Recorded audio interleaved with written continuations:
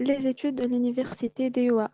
À la fin des années 1930, Kurt Lewin et ses associés de l'université d'Iowa ont identifié deux styles de leadership de base, le leadership autocratique et le leadership démocratique. Pour les études de l'Université de Michigan, les chercheurs de l'Université Michigan, sous la direction de l'ICAR, veulent dégager les liens entre les comportements du leader, les processus et la performance du groupe. Ils en arrivent également à une classification double. Premièrement, comportement centré sur la personne. Ça veut dire le leader encourage les participations des subordonnés dans les établissements des objectifs et dans les autres décisions concernant le travail.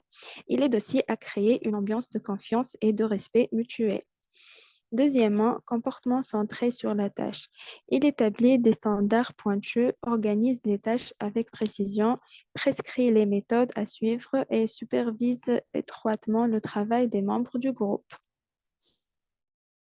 Pour les études de l'Université de Michigan, ils trouvent deux comportements, comportement centré sur la personne et comportement centré sur la tâche. Euh, les études,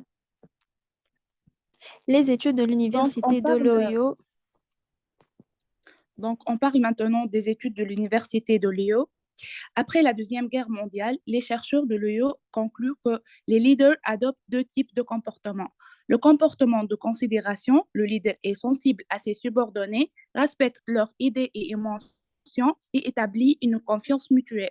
Et les comportements liés à la structure. Le leader est centré sur la tâche, il oriente et dirige le travail de subordonnés vers l'atteinte et l'accomplissement des objectifs. On parle aussi des travaux de Black et Mouton.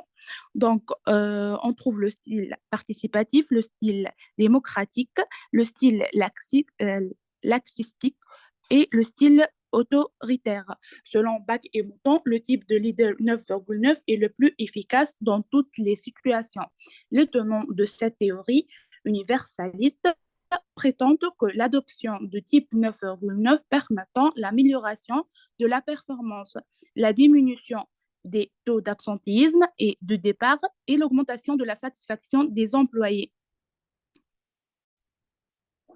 En conclusion, la théorie comportementale du leadership argue que le comportement des leaders efficaces sont différents des comportements des dirigeants inefficaces. Et merci pour votre attention.